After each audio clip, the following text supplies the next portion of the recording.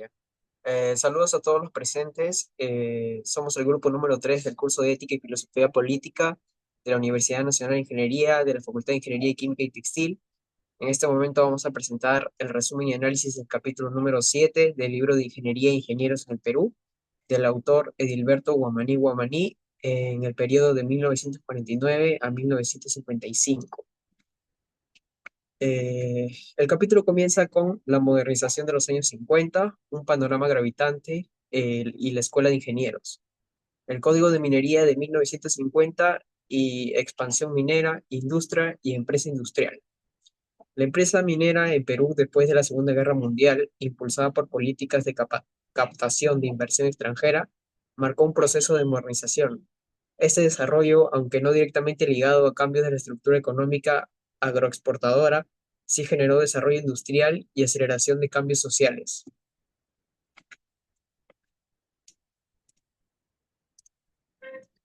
Inversiones extranjeras y producción. El aumento de inversiones extranjeras llevó a la formación de grandes empresas nacionales y extranjeras. Entre las mencionadas están el Consorcio Minero de Perú, Lucanas Ayacucho, Compañía Minera Santo Toribio de Ancash, Compañía Minera Colquipucro de Junín, Empresa Minera Huamachuco y Compañía, Explotadora Amaluya de la Libertad, Compañía Minera Cansa Ica y Sindicato Minero Pacococha en Lima. Su impacto en la industria. El crecimiento de la industria no tuvo un efecto inmediato en la población, pero sí tuvo impactos importantes sobre la estructura productiva. Minería en cifras y datos en la década de 1970. En 1970, Perú se consolidó como el primer productor mundial de bismuto, el cuarto de plata y molibdeno, el quinto de plomo y zinc y el sexto de baritina, selenio, cobre y cadmio, el noveno de mercurio y antimonio y el duodécimo de tungsteno y hierro.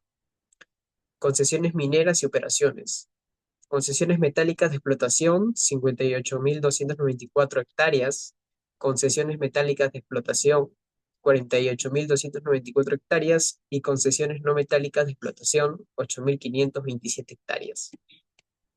Dicho esto, le doy el pase a mi siguiente compañero que continúe con la exposición. Continuando con la exposición, mi nombre es Adriana Cecilia y voy a hablar sobre la Escuela de Ingenieros, Empresas, Sociedad y Política. El contexto de modernización y desarrollo se asocia a la ingeniería y a la Escuela de Ingenieros. Los ingenieros se situaron en posiciones destacadas en la sociedad civil. Es en la Escuela de Ingenieros donde empieza el auge de las ingenierías mecánica, eléctrica y química industrial. Aumenta notablemente el número de alumnos y profesores. En el cuadro podemos ver los profesores y egresados de la Escuela de Ingenieros desde el año 1946 a 1955.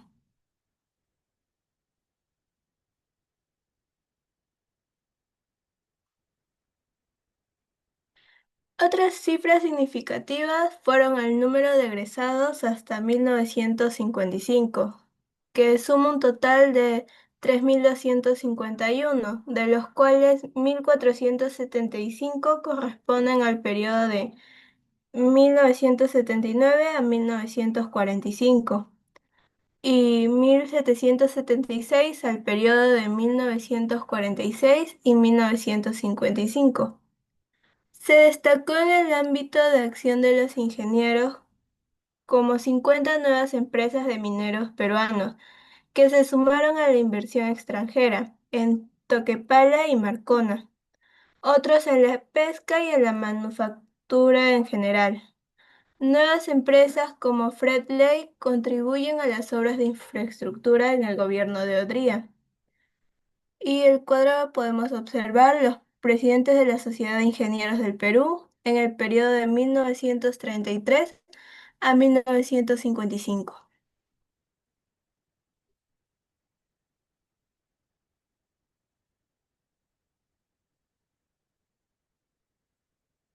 Los ingenieros realizaron congresos, conferencias y otros certámenes, como la primera, segunda y tercera Conferencia Nacional de Ingeniería, el primer y segundo Congreso Nacional de la Industria Minera, Congreso de Arquitectura, Congreso de Ingeniería Sanitaria, así como congresos científicos y panamericanos de geología y normas técnicas.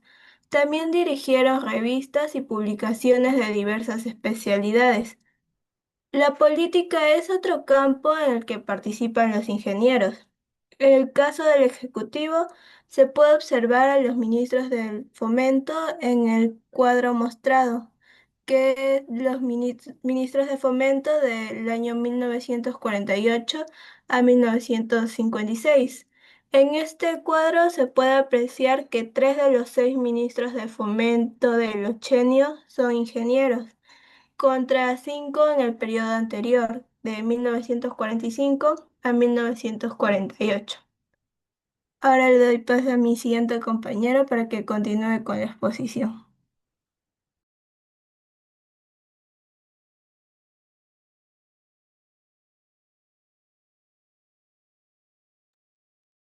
Soy el alumno Ángelo Romero y voy a continuar con la exposición. En la década de 1950, la Escuela Nacional de Ingenieros vivió una etapa de conflictos políticos e institucionales que marcaron su transformación en universidad. En 1951, la elección del jefe del Departamento de Mecánica Eléctrica generó tensiones entre estudiantes y docentes, culminando con la polémica victoria de Gerhard Unger. En ese mismo año, la escuela celebró su 75 aniversario con actividades académicas y protocolares que reforzaron su prestigio.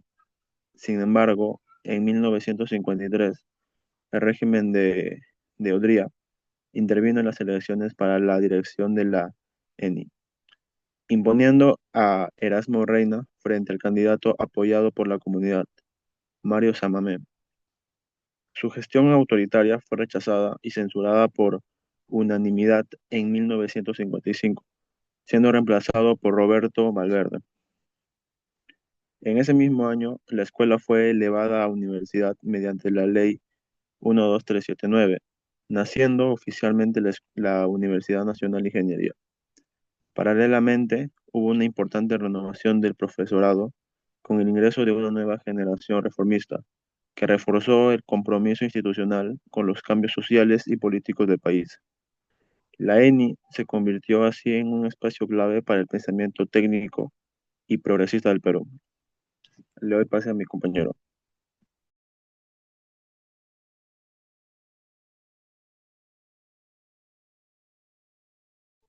Buenas, soy Benavides Asensio Suber y expondré sobre ACENI, Fundación y Acción Gremial.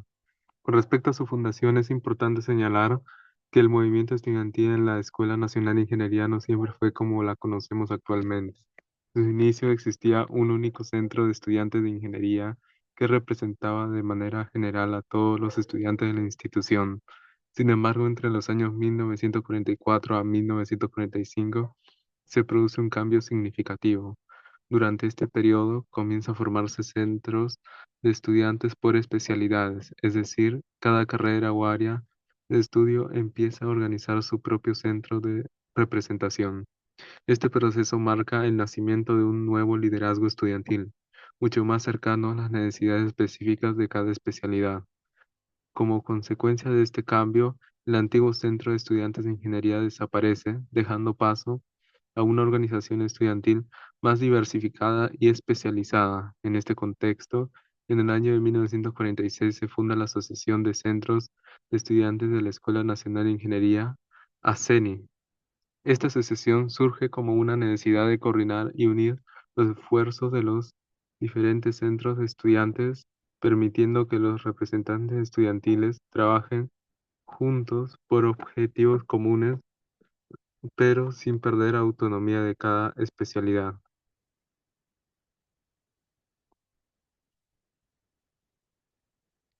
La CENI juega un rol protagónico en la vida institucional, no solo por la labor efectiva que desarrolla, sino también por el liderazgo que demuestra a sus miembros en la defensa de los derechos estudiantiles, en la mejora de las condiciones académicas y en la participación en la gestión de la escuela. Sin embargo, a pesar de su importancia, la CENI también enfrenta momentos difíciles. Su etapa más crítica se produce en 1948, cuando las condiciones políticas y decisiones institucionales limitan su ámbito de acción.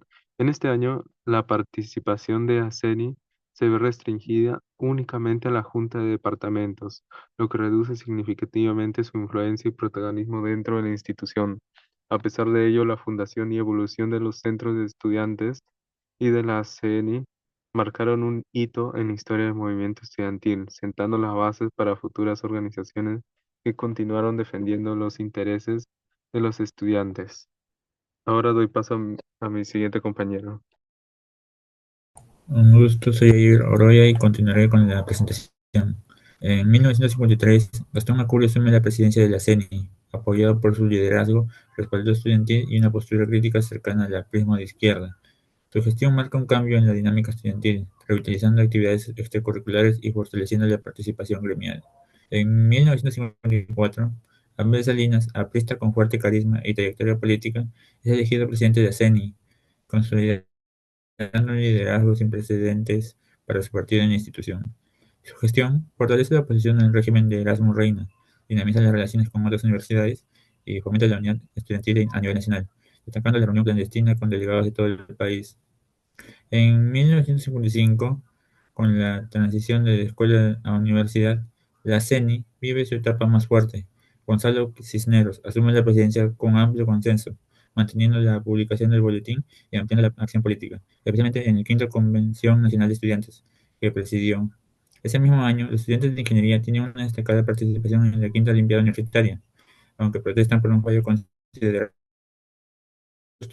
También organizan la visita del presidente colombiano Alberto Lleras Camargo. Se cierra esta etapa destacando que la ACUNI, nueva denominación de la CENI, se consolida como semillero de líderes comprometidos con el país. Figuras como Gastón Acurio, Abel Salinas, Eduardo Orrego y otros, pertenecientes a las formaciones de inicios de los años 50, dejaron huella en la vida profesional, política y académica del Perú.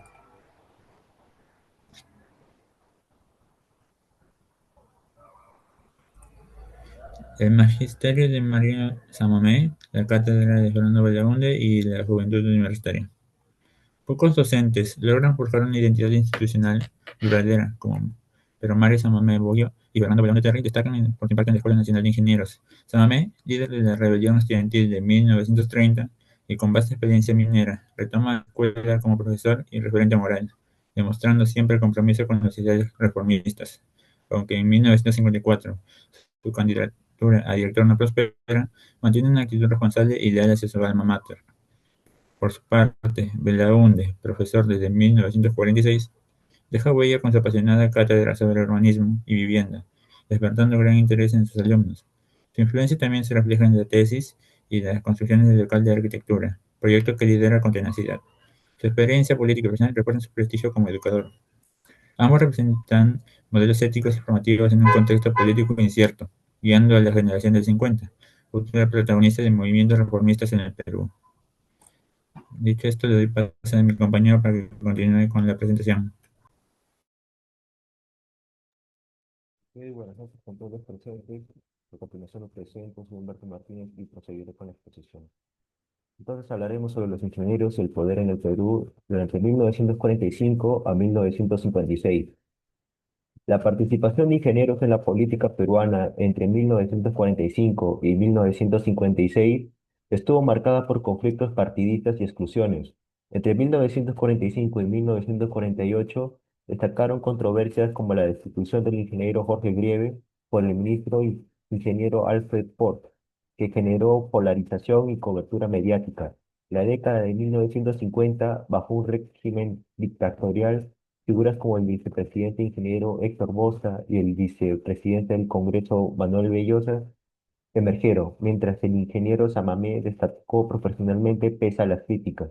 También hubo casos de injusticia como el del ingeniero Germán Morales Macedo, quien perdió su escaño senatorial en Ayacucho por fraudes electorales de 1950 cuando el general Odría fue candidato único y su opositor, el general Montagne, encarcelado.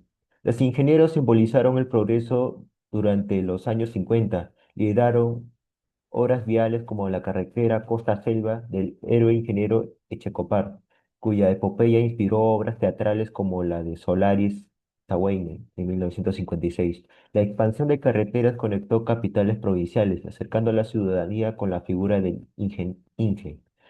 Esto permitió megaproyectos posteriores, la Marginal de la Selva, el aeropuerto Jorge Chávez, los puertos Matarani y centrales hidroeléctricas como Mantaro. Paralelamente, la Escuela de Ingenieros enfrentó cambios políticos tras el golpe en 1948. El decreto de ley 11003 en 1949 eliminó su Consejo Superior, concentrando el gobierno en el director y la junta de profesores. Aunque profesores y alumnos negociaron mantener juntas departamentales con voz estudiantil, la junta de profesores fue manipulada por el régimen, evidenciando en la protesta espontánea de 1950 contra el arresto de Montagne, liderada por el arquitecto Fernando Belaúnde.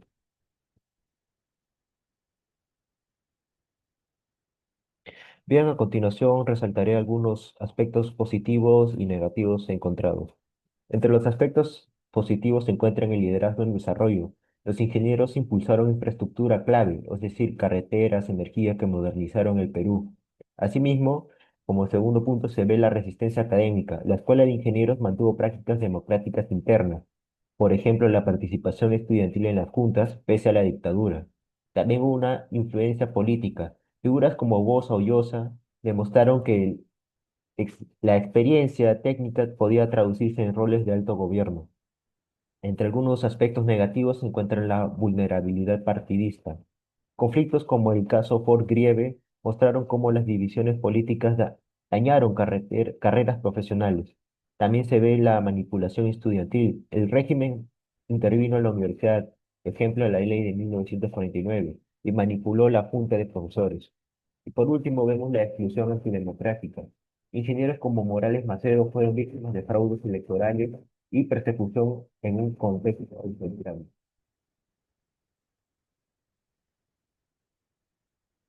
Y bien, eso sería todo. Muchas gracias por su atención.